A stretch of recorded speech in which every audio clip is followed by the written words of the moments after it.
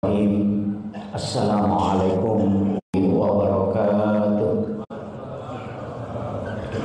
Alhamdulillahirabbil alamin. Allahumma shalli ala sayyidina Muhammadin tibbil qulubi wa dawaiha wa afiyatil abdani wa shifaiha wa nuril absar wa diyaiha wa ala alihi wa sahbihi wa sallim. Ma'asyiral muslimin, sidang jamaah salat asar yang insyaallah dirahmati dan dimuliakan oleh Allah Subhanahu wa taala. Sebenarnya ibadah yang kita laksanakan, terutama salat ini, adalah ibadah yang tidak mudah walaupun kelihatan mudah. Karena kenapa? Salat itu menggabungkan tiga hal yang harus disempurnakan. Yang pertama, bacaan harus sempurna. Yang kedua, gerakan juga harus sempurna. Yang ketiga, ingatan juga kepada Allah dalam hal ini khusyuk, itu juga harus bagus. Tiga hal ini sebenarnya adalah hal yang tidak mudah. Tapi sebelum kita masuk ke situ, ada hal yang paling pokok perlu diperhatikan. Yang pertama adalah pakaian yang kita pakai sholat.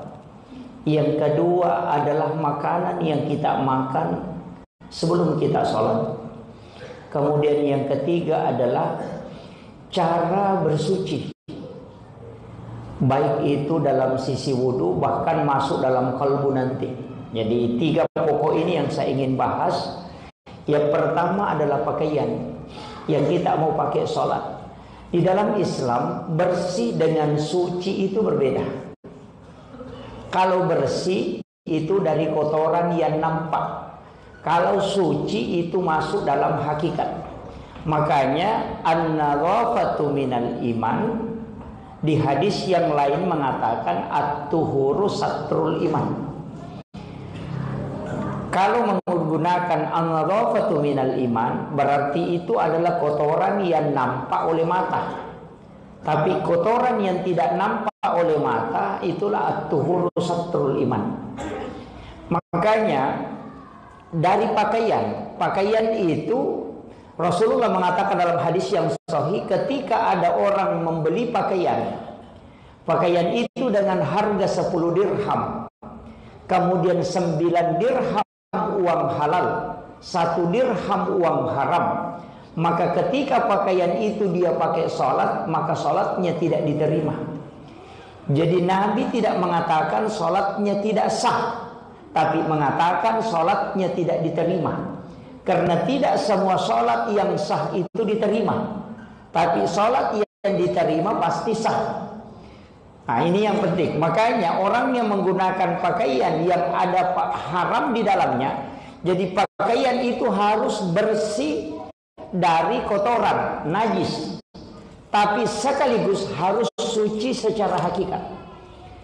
Kalau pakaian yang kita pakai itu misalnya uang korupsi, kemudian kita belikan pakaian, itu masalah. Karena sholat kita tidak akan diterima. Ini sudah masuk ke hakikatnya. Makanya kalau mau beli pakaian untuk dipakai sholat, periksa baik-baik uang kita. Periksa baik-baik. Ini baru pakaian. Yang kedua, tentang masalah makanan. Rasulullah mengatakan siapa yang makan makanan haram, maka 40 hari 40 malam ibadahnya tertolak. Man akala lahum falan tuqbalu sholata wa du'a arba'ina yauman maniya, kata Nabi. Makanya orang yang makan makanan haram itu 40 hari 40 malam ibadahnya tertolak. Ketika orang makan makanan haram hari ini, kemudian sholat, itu 40 hari ke depan itu jadi masalah. Nah, ini baru makanan. Dan makanan halal itu dengan haram. Makanan haram itu ada dua. Yang pertama ada haram karena bendanya, disebut haram lizatiha. Yang kedua ada haram karena prosesnya, namanya haram lighairiha. Haram lizatiha, babi, anjing, darah, bangkai, itu haram lizatiha, bendanya yang haram. Tapi ada namanya haram lighairiha, halal bendanya tapi haram karena prosesnya. Ayam itu halal, tapi kalau ayamnya tetangga, itu jadi haram. Nah, jadi kalau prosesnya menjadi haram, maka dia menjadi haram. Walaupun dia halal secara benda, tapi karena prosesnya sehingga dia menjadi haram. Orang yang mencuri kemudian dia makan makanan itu jadi haram, walaupun itu makanannya halal secara benda, hukumnya karena dicuri. Ini ketika dimakan, mulai dari harta yang tidak disakati dianggap kotor. Makanya kesucian itu an-nadhafa, at-tuhuru, at-tazkiyah, az-zakah. Kalau an-nadhafa sampah, kalau at-tuhuru hakiki, kalau at-tazkiyah kau baku bombek dengan istrimu, usahakan jangan lewat satu waktu salat. Kalau istrimu marah dan jengkel di waktu maghrib, usahakan jangan sampai isya, karena nanti dia pengaruhi salatmu di waktu isya.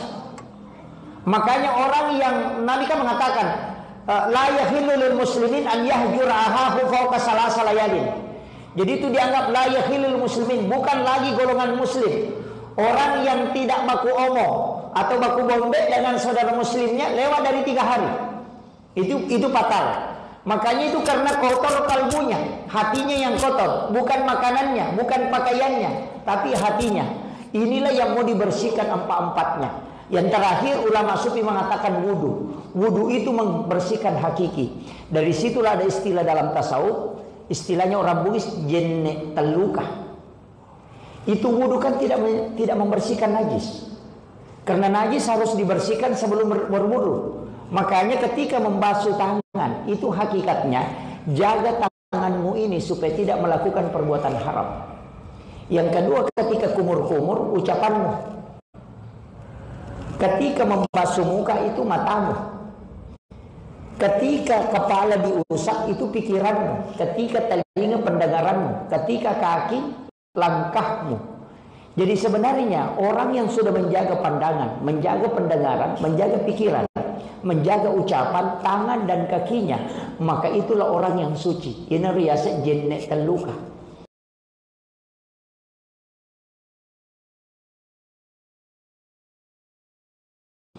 Jadi tidak batal wudunya dengan hakikat.